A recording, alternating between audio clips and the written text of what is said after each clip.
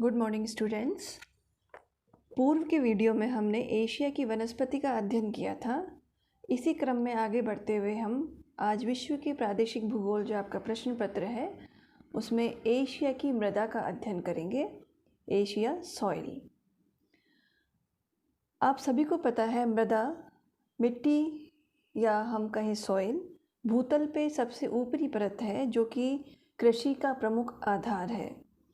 किसी देश या महाद्वीप के आर्थिक विकास इस बात पर निर्भर करता है कि वहाँ की मिट्टी कितनी उपजाऊ है। यही मृदा अनेक सभ्यताओं के उदय का कारण है और उपजाऊ मृदा वाले क्षेत्र में ही अनेक सभ्यताओं का विकास हुआ है। एक विद्वान है हुग बेनेट। उन्होंने मृदा की उपयोगिता को बताते हुए अपना कथन दिया है। मिट्टी भूतल पर मिलने वाले असंगठित पदार्थों की वह ऊपरी परत है जो मूल चट्टानों तथा वनस्पति के अंशों के योग से बनती है और यही मानव की सभ्यता का निर्माण करती है। तो हम सभी को ज्ञात हो गया कि मृदा धरातल की ऊपरी असंगठित परत है जो चट्टानों के विघटन, वियोजन, विकीर्णन, विदीर्णन इन सभी प्रक्रियाओं से बनती है। अब मृदा के निर्माण को प्रभावित करने वाले कारक, इन कारक को हम शॉर्ट में PCLORT के नाम से याद कर सकते हैं। P का अर्थ है पेरेंट मटेरियल, मूल पदार्थ। CL क्लाइमेट का इंडिकेट करता है, जलवायु। O organic matter. R relief या उच्चावच और T टाइम पीरियड।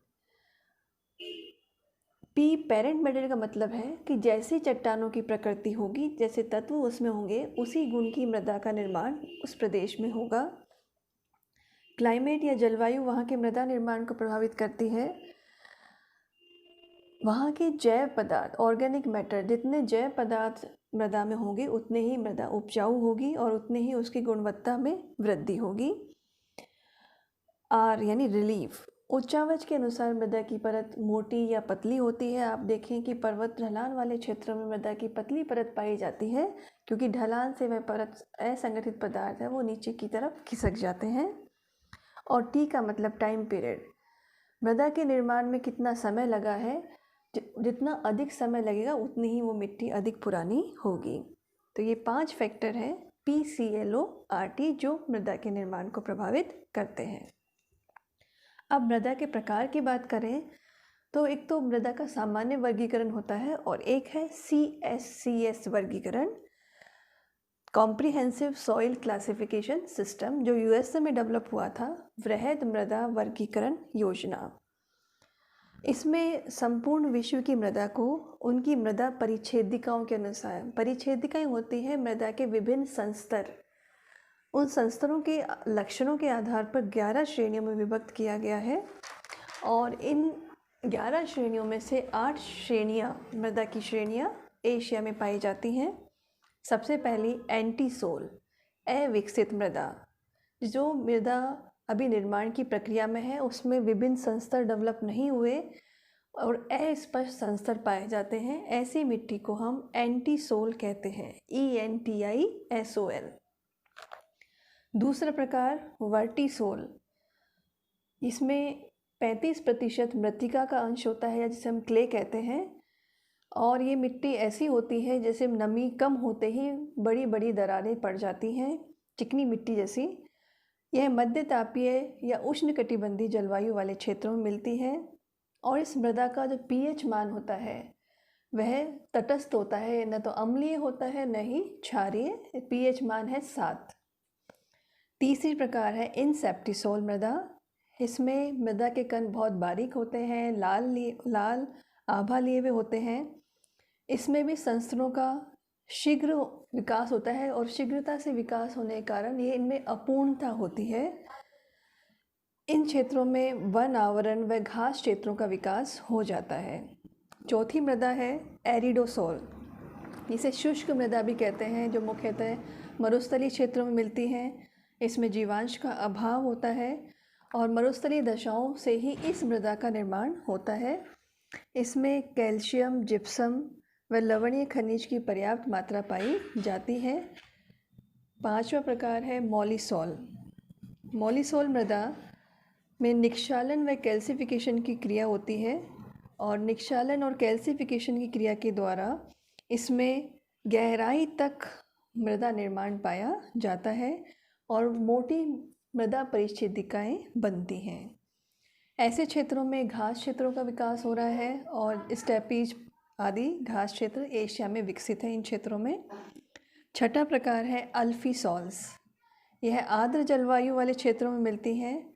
इसमें मृदा का रंग धूसर, भूरा और लाल लिए हुए आभा लिए हुए होता है। इसमें जीवांश का अभाव होता है। भूमध्य रेखीय प्रदेश, मध्य साइबेरिया, उत्तरी चीन, उत्तरी पश्चिमी व दक्षिणी पूर्वी भारत में इस मृदा का वितरण पाया जाता है। सातवां प्रकार स्पोडोसोल मृदा। यह उत्तरी गोलार्ध के उत्तरी भाग में पाई जाती है। इस मृदा की जल धारण क्षमता कम होती है, यानी जल को अपने में समाहित करने की क्षमता वो कम होती है। यह मृदा अम्लीय होती है। इसमें पोषक तत्वों व जीवांश का अभाव होता है। आठवां प्रकार है अल्टीसॉल्स, ULTISOLS। ये वन आच्छादित क्षेत्रों में इसका निर्माण होता है। मुख्यतः दक्षिणी चीन, भारत, म्यांमार, पूर्वी द्वीप समूह इन क्षेत्रों में मृदा मिलती है और इस मृदा का क्षरण अधिक मात्रा में होता है क्योंकि यहाँ पर स्थानांतरित कृषि विकास के कारण ये मृदा अधिक मात्रा में क्षरित होती है। अब एशिया की मृदा का सामान्य वर्गीकरण।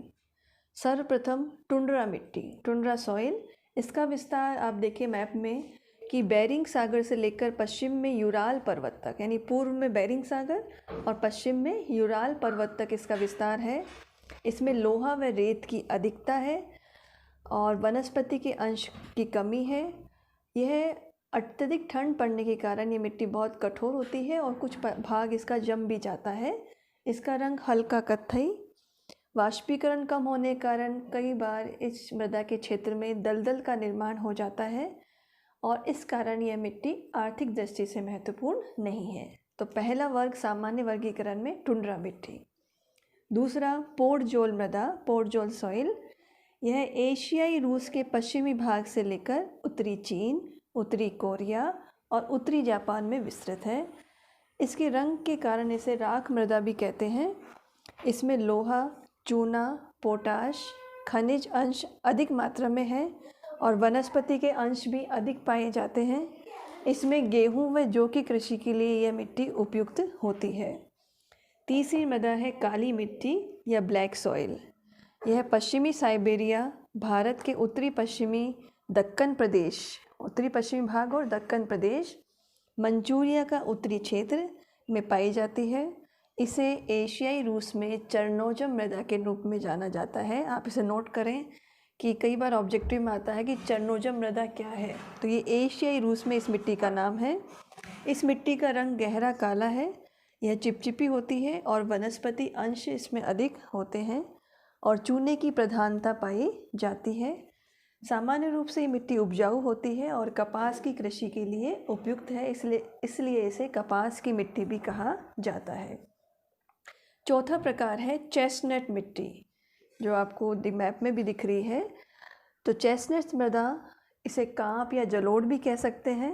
ये एशिया महाद्वीप के पश्चिमी व मध्य साइबेरिया के स्टेपी घास प्रदेश और उत्तरी भारत के विशाल मैदान में विस्तृत है। यह उपजाऊ मिट्टी है जिसमें पोटाश, अम्ल, नमक और वनस्पति के अंश अधिक हैं। इसका रंग हल्के पीले से लेकर कत्थई और काले तक भी होता है। इसमें ह्यूमस की मात्रा अधिक है।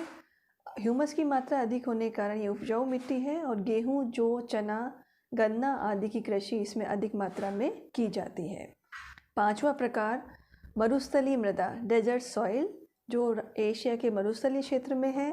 अरब मरुस्थल, थार मरुस्थल, गोबी का मरुस्थल, यहाँ पर ये मिट्टी पाई जाती है। इसका रंग बलुई होने के कारण हल्का रंग है। नमक का अंश अधिक है इसमें और जल का अभाव होने के कारण वनस्पति भी बहुत कम और उसका अंश भी बहुत कम पाया जाता है। यहाँ पर कटीली झाड़ियाँ मुख्यतः मिलती हैं ऐसी मृदा वाले क्षेत्रों में, बेर, बबूल, खजूर आदि। नेक्स्ट सिक्स्थ है पीली मृदा, येलो सॉइल, जो पूर्वी चीन, दक्षिणी कोरिया, दक्षिणी जापान, और भारत के दक्षिणी पठारी प्रदेश के मध्य भाग में पाई जाती है। लोहांश तो इस मिट्टी में अधिक होता है, लेकिन पोटाश व जीवांश की कमी होती है। इस मिट्टी में मुख्यतः मक्का, रागी आदि मोटे अनाज की कृषि होती है। निक्षालन के कारण मृदा के जो उपजाऊ तत्व है वो नीचे की परतों में चले जाते हैं। 7वां है लाल मिट्टी, रेड सॉइल, जिसे लेटराइट मृदा भी कहते हैं। यह दक्षिणी Bharat, Sri Lanka, Thailand, Cambodia, Laos, Vietnam, Indonesia, Malaysia और फिलीपीन द्वीप समूह वाले क्षेत्र में मिलती है। इसमें लोहांश अधिक होता है। बालू के कण हैं वो मोटे होते हैं, यानी उनकी आकार अधिक होता है। मक्का, रागी, ज्वार, बाजरा की कृषि के लिए उपयुक्त है। जीवांश का अभाव होता है। निक्षालन व अपवहन क्रिया द्वारा मृदा परिच्छेदिका के ऊपरी संस्तर से उर्वर तत्व निचले संस्तर में जाकर जमा हो जाते हैं। लोहा, एल्यूमिनियम और मैग्नीज के ऑक्साइड के अवशेष ऊपरी भाग में स्थायी रूप से जमा रहते हैं इस मिट्टी में, जिससे इस मिट्टी का रंग लाल व भूरा हो जाता है। किसके कारण? ऑक्साइड के कारण, लोहा, एल्यूमिनियम और मैग्नीज के ऑक्साइड के कारण। 8वां और अंतिम प्रकार है पर्वतीय मिट्टी, माउंटेन सॉइल। ये उच्च पर्वतीय क्षेत्रों में, हिमालय, तिब्बत और सिक्यांग पर्वतीय क्षेत्र में मिलती है। इसमें बालू के कण संगठित होते हैं, रंग गहरा होता है और ये चाय की कृषि के लिए महत्वपूर्ण है। ऐसी मिट्टी वाले प्रदेशों में चाय, चावल व आलू की कृषि अधिक मात्रा में की जाती है। इसके अलावा कुछ क्षेत्रों में एशिया में लोयस मृदा और ज्वालामुखी मिट्टी भी पाई जाती है। जापान में, इसके अलावा इंडोनेशिया के जावा क्षेत्रों में बेसाल्टिक लावा प्रवाह से ज्वालामुखी मृदा का निर्माण होता है। तो आप ये देखते हैं कि एशिया में जो 8 प्रमुख प्रकार की मिट्टी पाई जाती हैं और इसका क्षेत्र आपको मानचित्र में प्रदर्शित किया जा रहा है। तो किसी क्षेत्र की मृदा वहाँ की प्राकृतिक वनस्पति, वहाँ की जलवायु का मिश्रित स्वरूप होती